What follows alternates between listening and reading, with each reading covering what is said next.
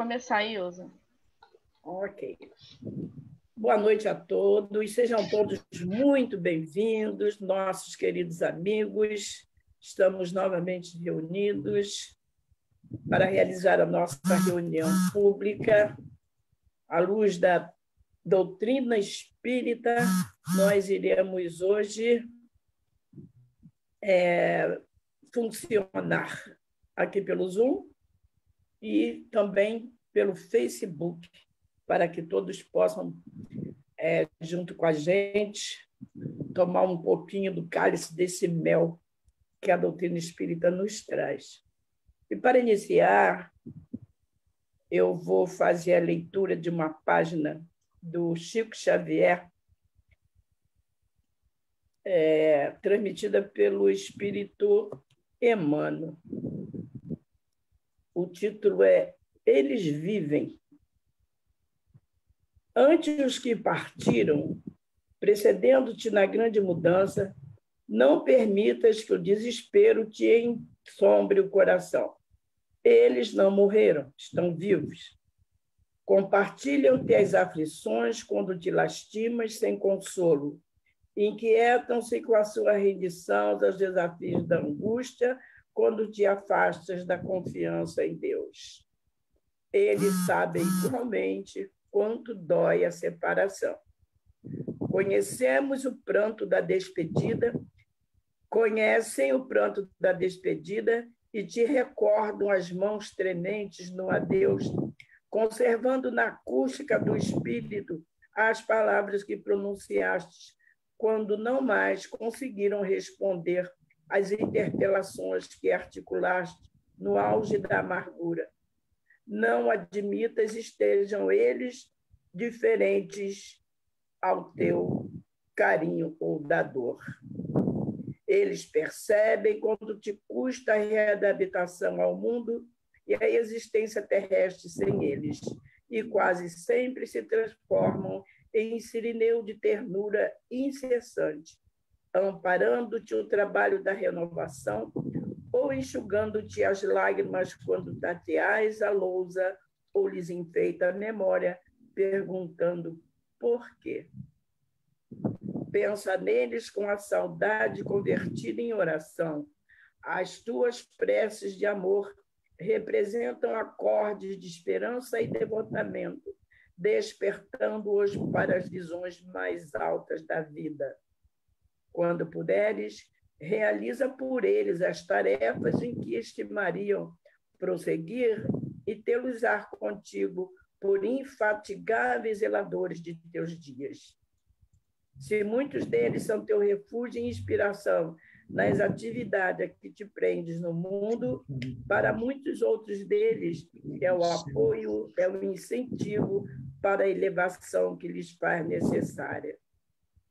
Quando te disponhas a buscar os entes queridos domiciliados no mais além, não te detenhas na terra que lhes resguarda as últimas relíquias da esperança no plano material.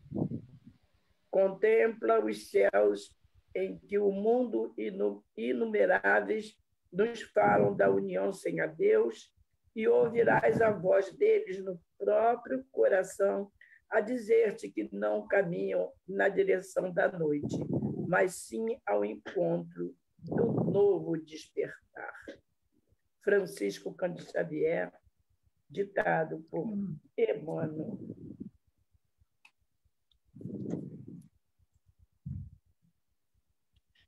Então, é o momento de agradecermos primeiramente a Deus, nosso Pai, a Jesus e aos nossos amigos espirituais, a equipe do nosso querido Dr. Bezerra de Menezes, que sempre nos apoiam, permitindo assim que nós possamos fazer as nossas reuniões, os nossos estudos, de uma maneira em que nós trazemos para nós e possamos também estender a todos os outros que necessitam e que se interessam por saber.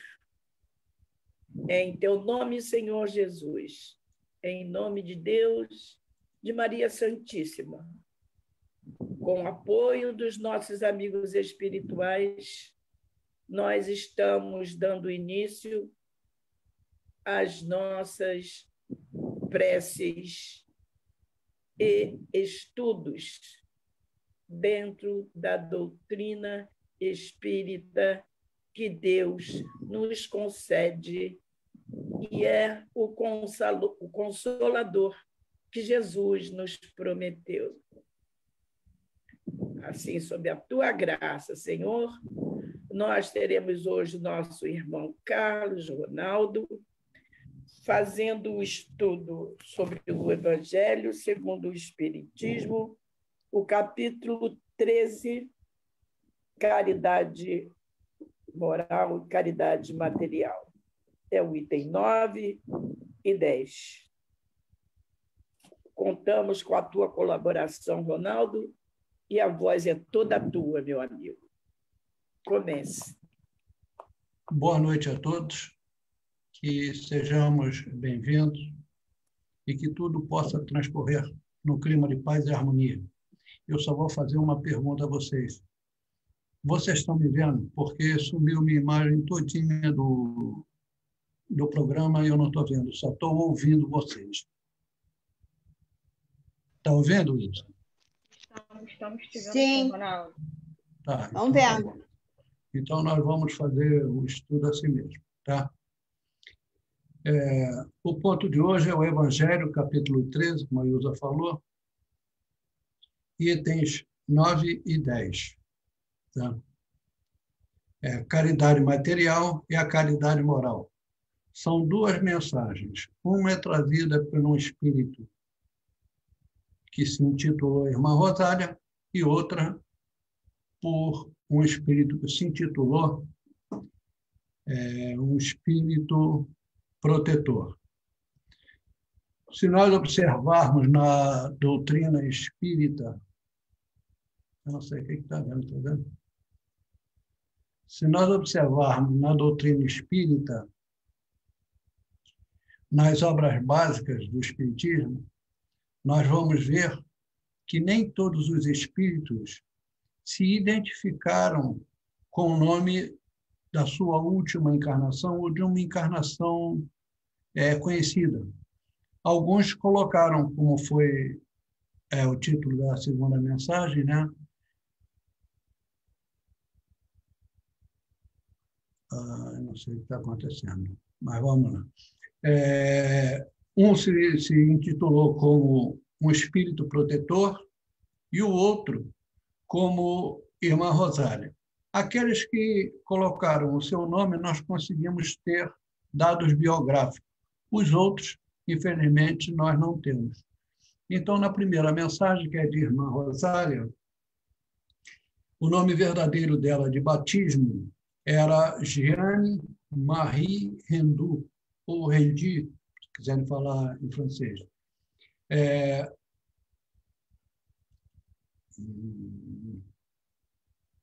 Ela nasceu em 9 de setembro de 1786, numa família de pequenos proprietários. E quando a Revolução Francesa estourou, a propriedade da família dela tornou-se um refúgio para os padres, principalmente, porque eram perseguidos, né? Os sacerdotes, eles foram expulsos das suas paróquias, né? E precisavam de um lugar para se esconder, para se refugiar. Então, muitos padres se refugiaram ali, como foi o caso do bispo de Annecy, que encontrou asilo ali com o nome falso de Pierre. E uma noite, a jovem Jeanne, andando, ela descobriu que ele não era apenas um peão. Descobriu que ele era um padre porque ele estava realizando uma missa. Bom, o tempo passou, o pai dela morreu, e a mãe, preocupada com a educação dela, manda ela para o internato das Irmãs Ursulinas. E ela fica ali um tempo e depois começa a se integrar aos trabalhos que são desenvolvidos nesse internato. Ela conhece, então, as Filhas da Caridade. É um grupo de freiras, de senhoras, que saíam para visitar os doentes, né? E eles visitavam hospitais, as casas, e ela gostou e se integrou a esse grupo. Então, ela começou a se integrar realmente a partir de que ela começa a compartilhar desse grupo de Filhas da Caridade. Ela permaneceu no bairro na comunidade de Montfetard, na capital francesa, por 54 anos, exercendo a sua dedicação religiosa. Tá? E aos que ela dava assistência, ela chamava de os meus pobres. Ela dizia que gostava de seguir, se esforçava por seguir o pensamento do fundador das Filhas de Caridade de São Vicente de Paulo. Ver a filosofia, o pensamento que ela adotou. Ele dizia assim: ide e visitai os pobres 10 vezes ao dia, e 10 vezes ao dia encontrarás a Deus. Então, ela tinha esse tipo de filosofia, de pensamento, de estar junto com os pobres, com os necessitados, fazendo aquilo que ela pudesse. E uma das coisas interessantes também é que, certa vez, uma de suas irmãs a procura para saber qual é o segredo da vida dela. E ela diz para ela: se quiseres que alguém te ame, deves ser a primeira a amar. E se nada tens para dar, dá a si mesma. Então, vê bem, ela não se importava tanto com a caridade material, ela se preocupava mais com a caridade em si, com o que você podia fazer. E depois nós vamos ver o que ela fala desse tipo de caridade. Ela se tornou um centro de movimento de caridade em Paris, na França, no último tempo. Os seus 2 últimos anos de vida foram bastante doloridos para ela. Ela começou a adquirir uma doença e foi perdendo a visão progressivamente. Tá? E em 7 de fevereiro de 1856, ela desencarnou. Isso tem grupos religiosos que têm o seu nome, inclusive grupos espíritas. Tá? Eu peguei essas informações no Wikipédia e existem, se eu não me engano, até na Federação Espírita Brasileira tem alguma coisa do relato dela.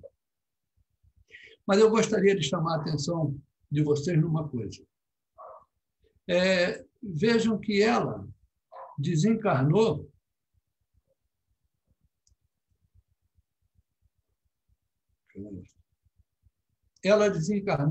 em 7 de fevereiro de 1856.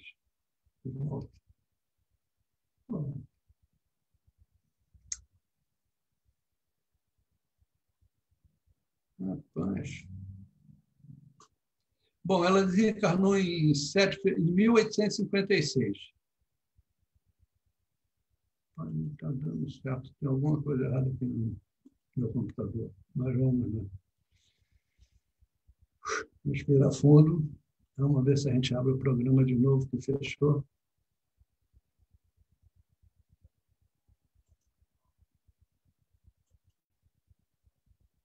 Ela desencarnou em 1856. Né? Ele está passando direto, eu não sei porquê.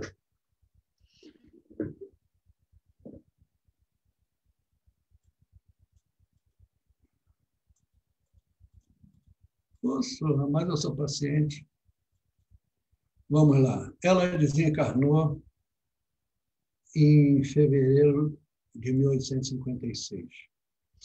A mensagem que ela manda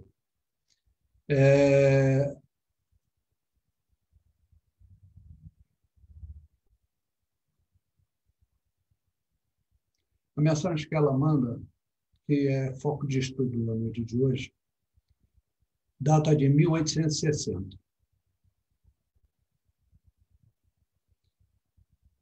eu queria chamar a atenção para esse detalhe. Ela desencarnou em 1856, mandou a mensagem em 1860, 4 anos depois. Ela mandou a mensagem pela equipe do Espírito de Verdade. Tanto que Kardec anexa a essa mensagem,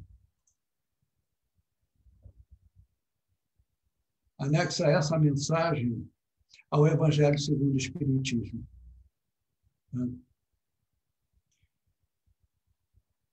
Deixa eu beber uma água. Por que eu queria chamar essa atenção? Porque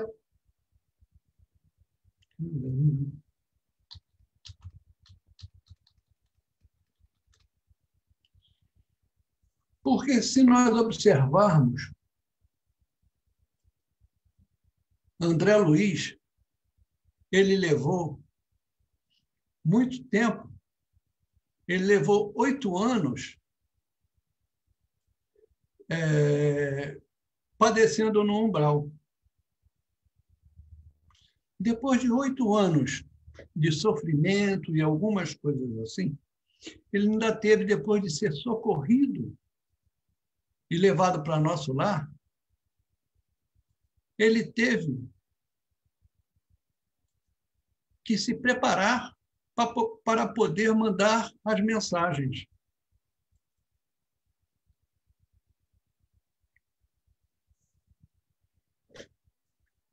Vamos ver se agora dá certo. Vocês estão vendo aí? Estão vendo, Ilza? O que você compartilhou, Ronaldo?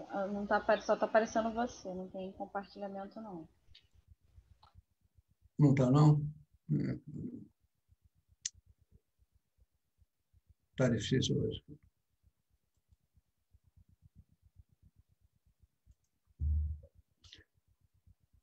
Bom, então, olha só, em 1856, ela desencarnou, em 1860, ela manda a mensagem, tá? E em 4 anos, ela faz parte dessa equipe do Espírito de Verdade. Ela manda a mensagem, né? E Kardec anexa essa mensagem pelo teor de conhecimento, de ensinos que ela traz. Kardec anexa essa mensagem ao Evangelho segundo o Espiritismo. Então, o André Luiz não passou um outro tempo, ele teve que se preparar para isso ainda. Tá? Eu estou sendo repetitivo porque eu me perdi, estou me procurando aqui, vocês me perdoem. Tá? E aí, então, nós vamos para a mensagem dela. Infelizmente, eu não estou conseguindo compartilhar com vocês, mas vamos lá. Ela fala assim, no início da mensagem: desejo que compreendais bem a caridade moral que todos devem praticar, que nada custa materialmente falando, porém, que é mais difícil de exercer. A caridade moral consiste em suportarem umas outras as criaturas, e é o que menos fazeis neste mundo de ordem inferior, onde vos achais por agora encarnado. Grande mérito há, crede-me, em homem saber calar-se, deixando que fale outro mais tolo que ele. É um gênero de caridade isso, saber ser surdo quando uma palavra zombeteira lhe escapa da boca, habituado a escarnecer. Quantas discussões, quantas coisas inúteis nós fazemos. E nós nos lembramos aqui de Chico Xavier, que nos recomendava que, se a gente tivesse em algum momento que ficar de boca fechada, que nós colocássemos, apagássemos um copo d'água e enchêssemos a boca de água, porque nós aí nos controlaríamos. São discussões que muitas vezes nós levamos, que não nos acrescentam em nada. Só quebram a harmonia que a gente tem. Elas só criam desavenças, e às vezes as mais descabidas possíveis. E na maioria das vezes, elas criam... Eu acho que o meu computador está com algum problema, porque ele não é só aquele programa, não. O Word também está rodando aqui. A Hilda está querendo entrar. Bom, então, na maioria das vezes, a gente cria desavenças que podem criar feridas de difícil cicatrização. E vamos criar inimizades que não precisaríamos. Bastava que, muitas das vezes, nós respeitássemos a opinião de alguém. Mas a gente chama de amor próprio. E, por causa do que nós chamamos de amor próprio, nós estamos carregando uma bagagem muito pesada de orgulho, de vaidade, filhas do egoísmo. E nós vamos, nessa insensatez que nós criamos, né? Nós vamos avolumando isso, criando ressentimentos, da maioria das vezes que nós poderíamos evitar. Nós somos o homem, o ser humano, ele parece muitas das vezes com um porco-espinho. Quando o porco-espinho se junta para se aquecer por causa do inverno, por causa da chuva forte, os seus espinhos ferem muito os outros. E é assim que, muitas das vezes, nós nos comportamos. Quando nós chegamos perto um dos outros, nós magoamos muito uns aos outros e não sabemos por quê. Se nós parássemos para analisar, veremos que, muitas das vezes, a razão não está no outro, mas está em nós mesmos.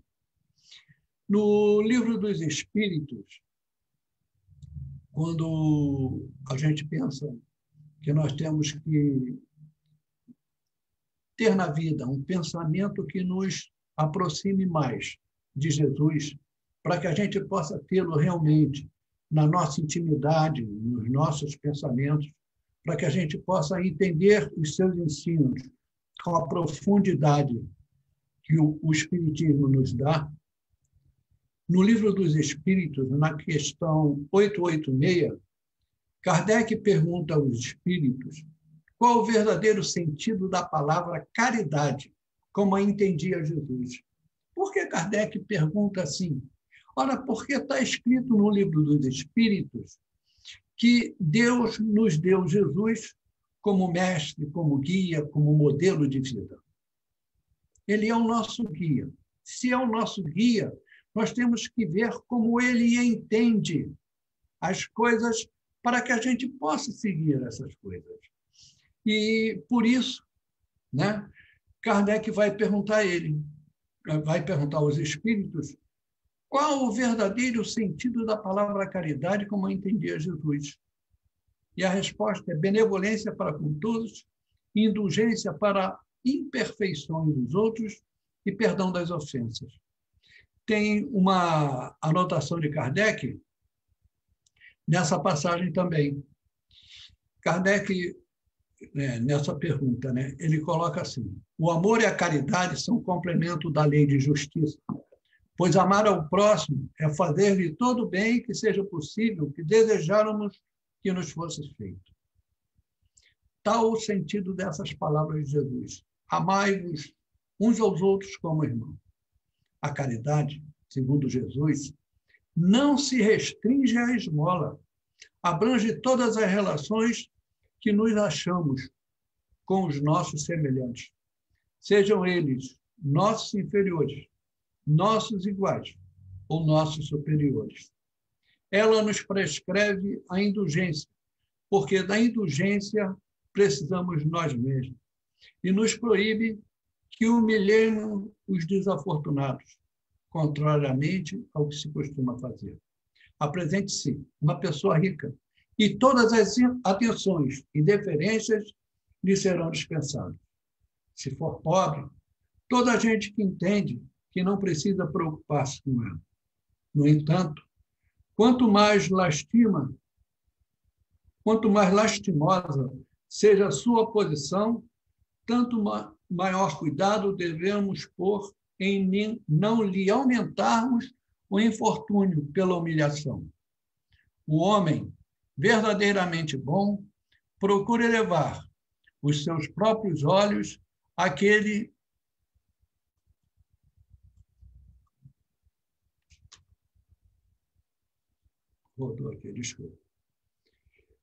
O homem verdadeiramente bom procura elevar aos seus próprios olhos aquele que lhe é inferior, diminuindo a distância que os separa. Nós vemos aqui, então, que a caridade, como entendia Jesus, ela não despreza a doação material. Ela se coaduna com isso. Mas ela se ocupa principalmente do bem moral.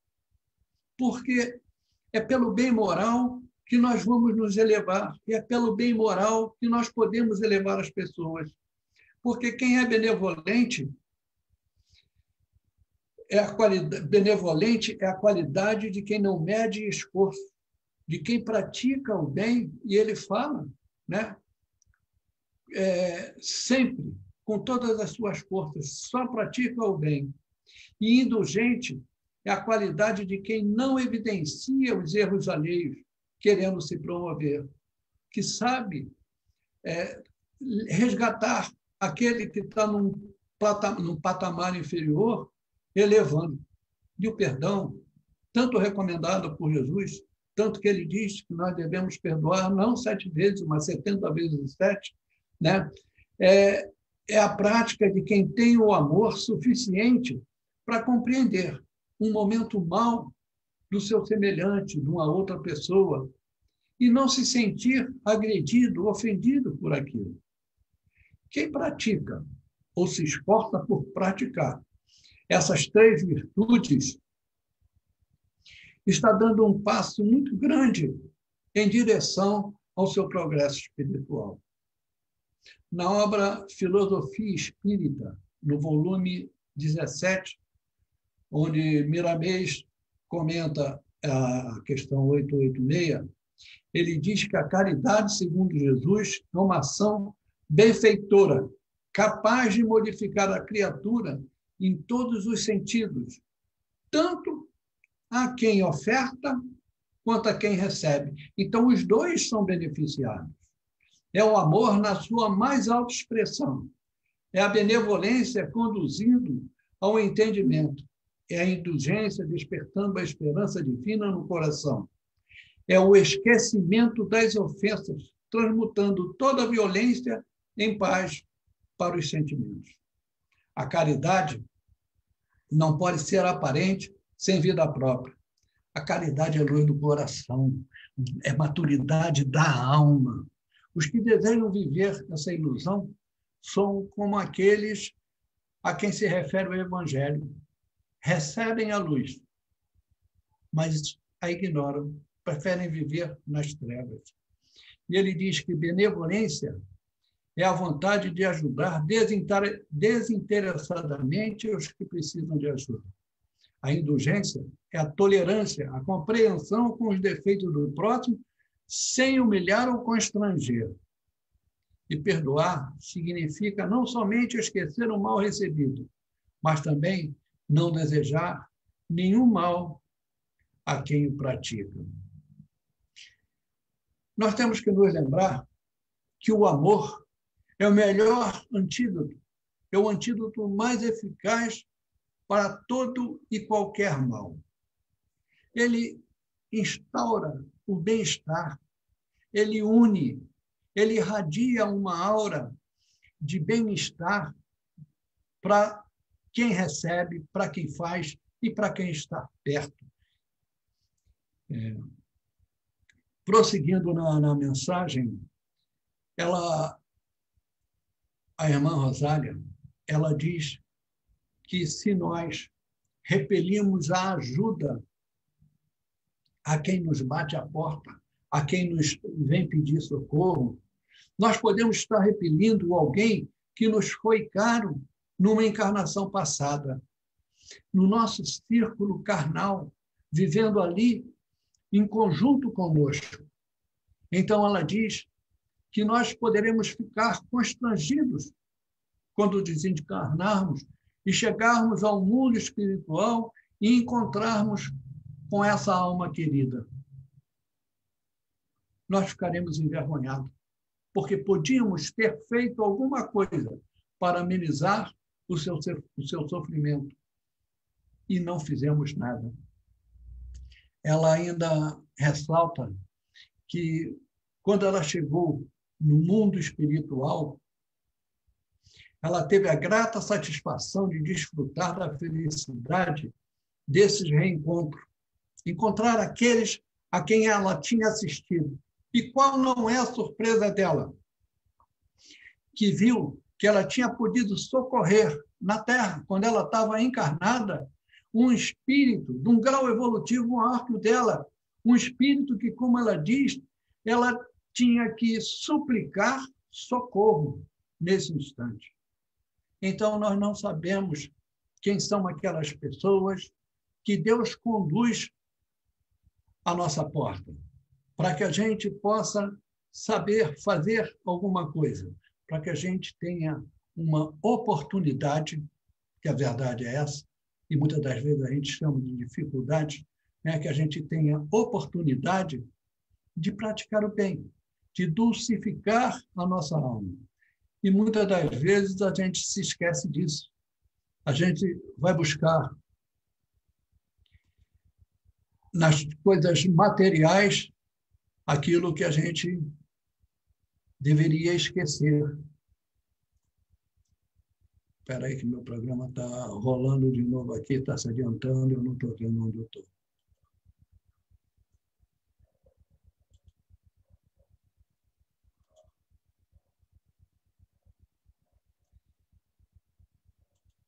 Vocês me desculpem, mas é coisa da internet, como eu não entendo, essa tecnologia toda de informática, isso tudo. Mas vamos lá. Então, passando ao item 10, a mensagem de um espírito protetor, como eu expliquei no início, nós não tivemos condições de identificar quem era e trazer a mensagem dele.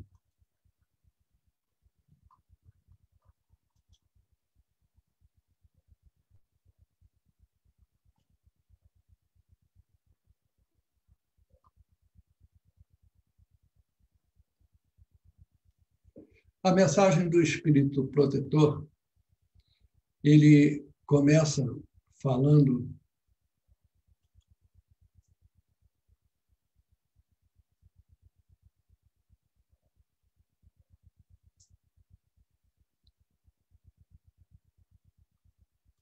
que Deus, em sua misericórdia infinita, pôs no fundo do coração uma sentinela vigilante. Não é essa mensagem ainda não. É essa aqui. Ele começa assim: amigos, de 1000 maneiras se faz a caridade. Quer dizer, não é só de uma forma, mas vê que as duas mensagens elas se entrelaçam. Por isso, Kardec as colocou junto. Amigos, de 1000 maneiras se faz a caridade. Podeis fazê-la por pensamentos, por palavras e por ações. Por pensamentos, orando pelos pobres abandonados que morreram sem se acharem sequer em condições de ver a luz. Uma prece feita de coração os alivia. Por palavras, dando aos vossos companheiros de todos os dias alguns bons conselhos. Não saiba a vossa mão esquerda o que dê a vossa mão direita, dizendo aos que o desespero, as privações azedaram o ânimo, as privações azedaram o ânimo e levaram a blasfemar no nome do Altíssimo. Nós vemos aí que ele vem falando que nós temos muitas maneiras de fazer a caridade. por pensamentos. O pensamento é a onda de energia que nós geramos. O universo está envolto em ondas de vibrações diversificadas que nem nós nos apercebemos. Nós recebemos imagens de televisão em casa e não vemos, não nos apercebemos que essas ondas estão passando por nós. Nós conhecemos algumas ondas, outras ainda são desconhecidas. As que são conhecidas é procurado dar alguma utilidade a elas. E nós podemos ver como as ondas de rádio, as ondas de raio-x, as ondas infravermelhas, as ondas sonoras, e não nos esqueçamos que existem as ondas de pensamento. Na obra O Pensamento e Vida, ditada por Emmanuel Chico Xavier, ele nos afirma que o nosso pensamento é composto de tudo aquilo que está relacionado ao nosso intelecto, mas também é composto de todas as emoções, sentimentos, conscientes ou inconscientes, e que dão vida ao nosso pensamento. Nós respiramos no mundo das imagens que projetamos e recebemos. Então, como o pensamento é energia, né, ele conclui aqui que nós poderíamos dizer que é uma energia de atração e repulsão, e que se propaga em ondas de vibração ao redor do ser que se origina e que se propaga pelo mundo. Nós pensamos muitas das vezes que o nosso pensamento fica conosco, mas o nosso pensamento cria a vida, e como ele diz, cria a vida que procuramos. Na obra Missionários da Luz, capítulo 17, ditada por André Luiz Chico Xavier, nós temos uma passagem que ressalta muito isso. Alexandre, que é o instrutor de André Luiz nessa empreitada, ele diz assim para André Luiz: é uma coisa muito impactante. Em cada segundo, André, em cada segundo, tá? Em cada segundo, André, cada um de nós recebe trilhões de raios de várias ordens e emitimos forças que nos são peculiares e que vão atuar no plano da vida, por vezes, em regiões muitíssimo afastadas de nós. Isso quer dizer que nós nos alimentamos das energias com as quais nós nos acompliciamos e nós alimentamos essa energia porque nós irradiamos essas energias com os nossos pensamentos. E vê bem, nós falamos muito, atualmente, de queda dos valores morais. Mas nós nos esquecemos que para que haja uma sintonia, tem que haver uma cumplicidade. E que o mal só existe porque existe quem alimente o mal. Se não houvesse quem alimentasse o mal não existiria. E aí a gente diz assim, mas nós não fazemos o mal. Eu não desejo o mal de ninguém. Eu não xingo ninguém, eu não brigo ninguém, eu não odeio ninguém. Mas nós não fazemos o mal só quando nós desejamos ou praticamos o mal a uma pessoa. Quando nós temos pensamentos maus, pensamentos levianos, pensamentos nocivos, agressivos, raivosos, pensamentos perniciosos, todos os pensamentos de ordem inferior. Quando nós temos esse tipo de pensamento, nós envolvemos com essas ondas que nos chegam, nos alimentamos dela e alimentamos o mundo com a energia desses sentimentos que nós sentimos. E aí, a gente para pensar. Os trabalhadores do bem, os emissários de Deus, de Jesus, esses abnegados trabalhadores no mundo espiritual que querem nos socorrer, têm que vencer todo esse impacto de mal que nós irradiamos. Porque ele não fica só com a gente. Ele permeia pelo mundo e nós irradiamos isso para o nosso lar. E muitas das vezes passamos por inúmeras dificuldades e não sabemos por quê. Será que nós procuramos ver o que vai nos nossos pensamentos? O que nós estamos focando para saber por que tanta coisa está nos acontecendo? E foi dito, a cada um será dado segundo as suas obras. Se eu preferir me esquivar de ser caridoso, eu vou receber de conforme a minha atitude, a minha intenção. É a lei de causa e efeito. Não há como fugir disso. E nós temos tantas coisas, tantos recursos hoje em dia, que nós podemos fazer. Ele fala da prece.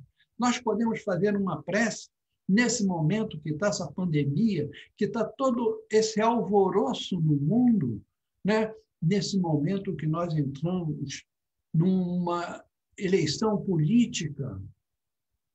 Quanto benefício nós podemos fazer se nós irradiarmos com nossas preces, com nossos pedidos de prece, para que os benfeitores espirituais nos socorram, não a nós em si, mas a nós, seres humanos, nos instruindo, nos fortalecendo em fé, ajudando-nos a tirar o manto de cegueira que nós colocamos em nós mesmos, para que nós possamos enxergar com maior clareza as evidências que nos mostram a vida espiritual e o papel que nos compete realizar. Imagina quanto bem nós podemos fazer aos nossos entes queridos quando nós volvemos uma prece para ele que já foi e está no mundo espiritual e nós não sabemos a situação. Em qualquer situação que ele esteja, se nós vibrarmos o pensamento em prece para ele, vai ser reconfortante, vai ser fortalecimento de fé, vai ajudá-lo a despertar, a ter coragem, a vencer, vai ajudá-lo a sentir o nosso amor por ele. E isso é importante que a gente tenha em mente, porque nós podemos fazer caridade com pensamento, sem pensarmos nessas coisas todas, de ter que dar roupa, ter que dar dinheiro, porque é muito difícil a gente se desprender das coisas. Ainda é muito difícil a gente se desprender disso. Prosseguindo em sua mensagem, esse Espírito coloca assim: Deus, em sua misericórdia infinita, pôs no fundo do coração uma sentinela vigilante que se chama consciência. Escutai-a, que somente bons conselhos ela vos dará. Às vezes, conseguis entorpecê-la, opondo-lhe o espírito do mal. Ouvi-a, interrogai-a, e com frequência os achareis consolados com o conselho que dela houverdes recebido.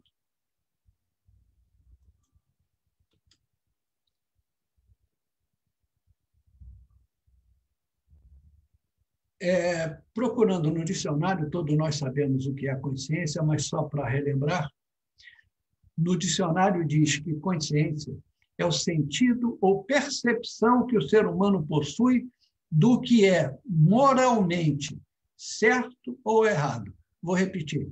Sentido ou percepção que o ser humano possui do que é moralmente certo ou errado.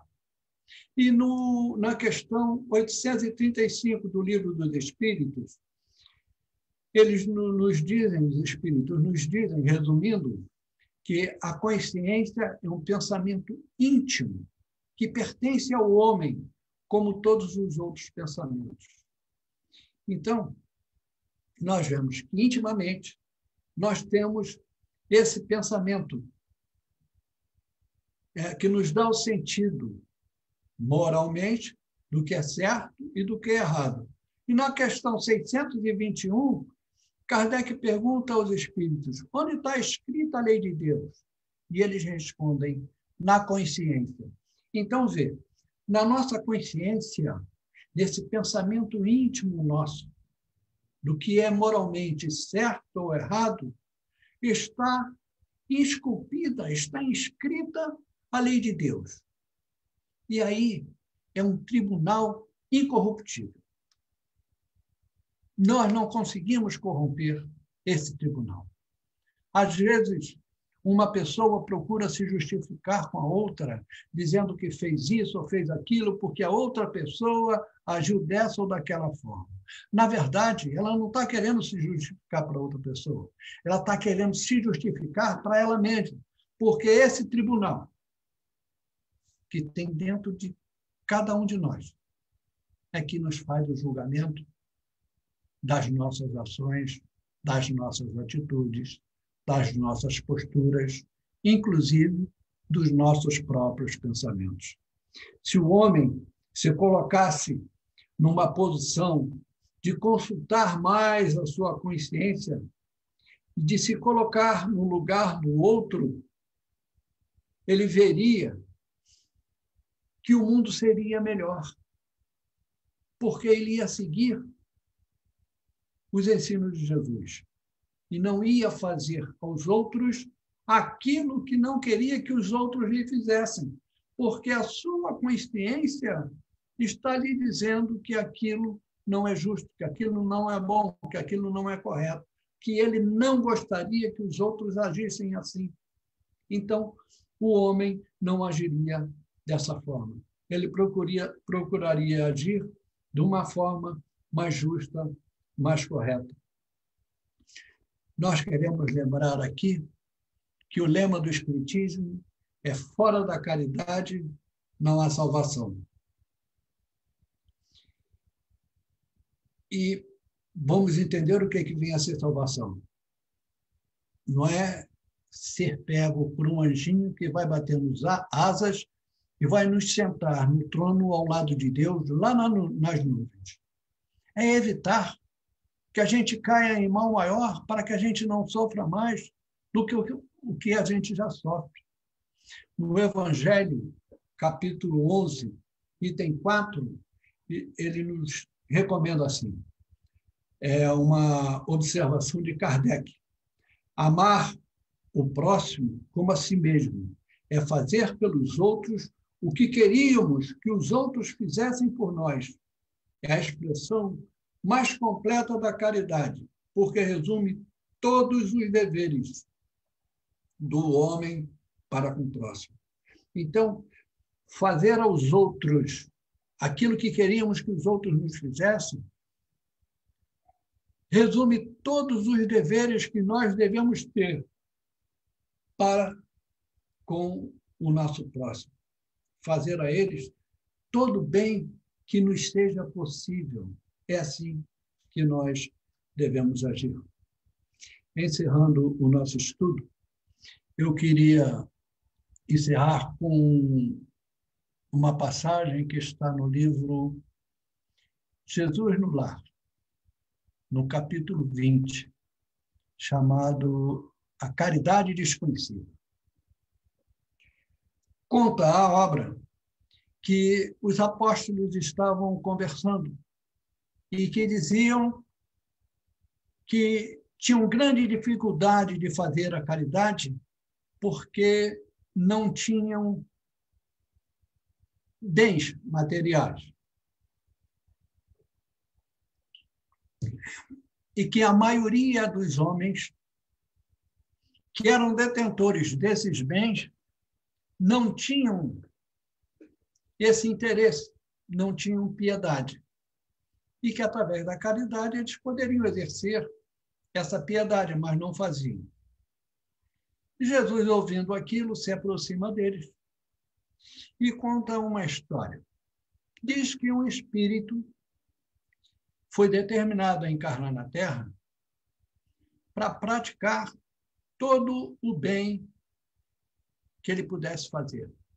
Quando eu li essa parte, eu fiquei pensando, isso fala para todos nós.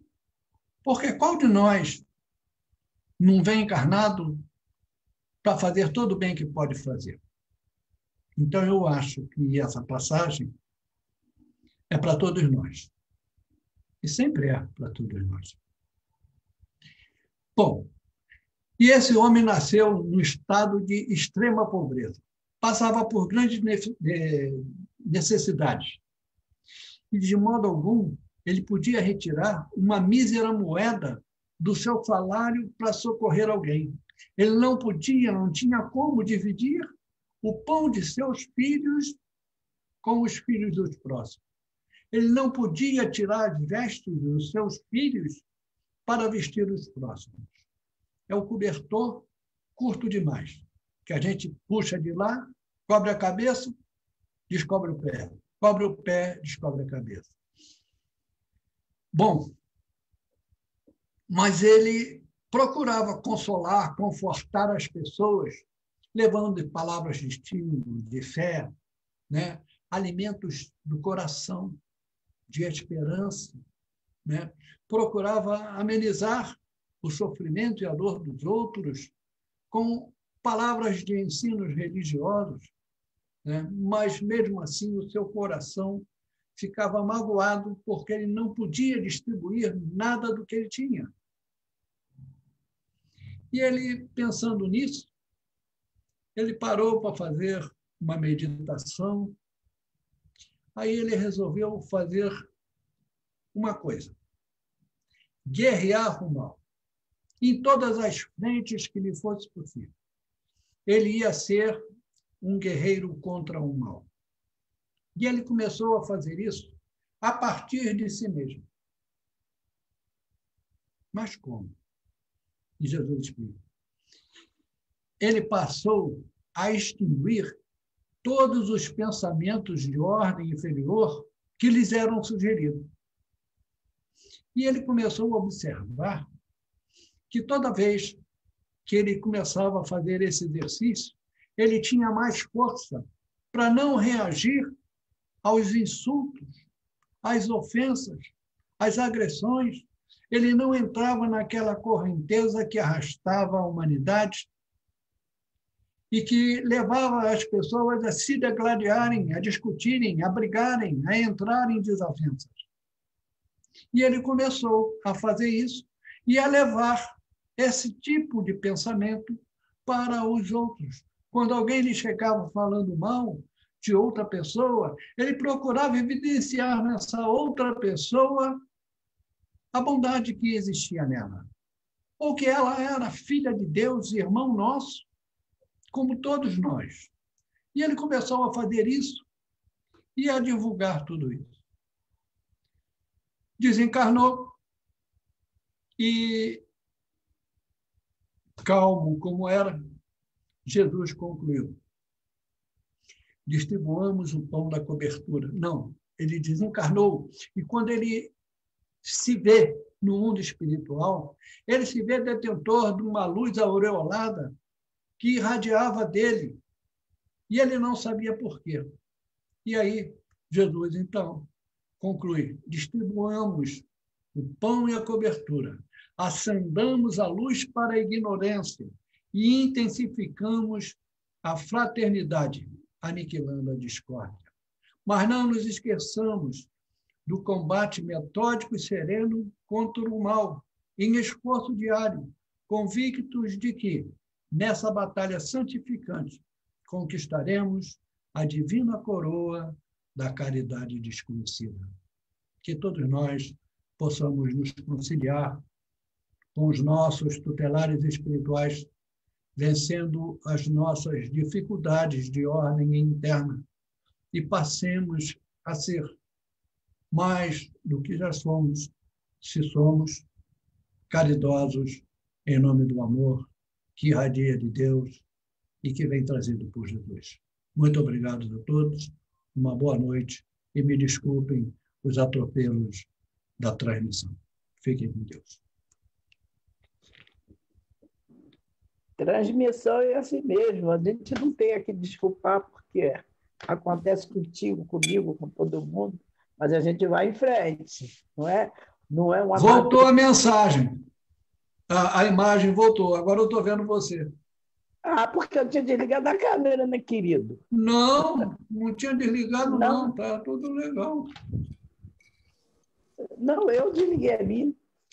Não, mas eu não estava vendo nada, nem ninguém, nem eu. Eu não vivi um momento. Mas Ué, eu vi você o tempo vamos todo. prosseguir porque está no Facebook. Vamos lá. Isso. Bom lembrar. Então, nós agradecemos essa dedicação, essa colaboração do nosso caro irmão Ronaldo, que veio trazer mais uma lição de amor, de caridade, para que nós possamos crescer, evoluir como Deus quer que evoluamos. E agradecer aos bons espíritos que nos cercam, que nos acolhem, estão sempre bem dispostos a nos amparar, até nos momentos quando surgem obstáculos, dificuldades, algum impedimento. Eles estão nos fortalecendo, nos guiando, nos iluminando, para que nós possamos sempre realizar o nosso propósito de estudo. Que Deus continue nos abençoando, nos fortalecendo, enviando os vossos mensageiros de paz, de amor e luz, com os vossos auxílios, que nós tantos necessitamos. Obrigada, Mestre Jesus. Obrigada, Maria Santíssima. Obrigada a toda a espiritualidade do bem. Que Deus nos abençoe hoje e sempre, para que nós tenhamos sempre a coragem, o ânimo, a boa vontade e a fé para nos reunirmos, mesmo que seja através da internet.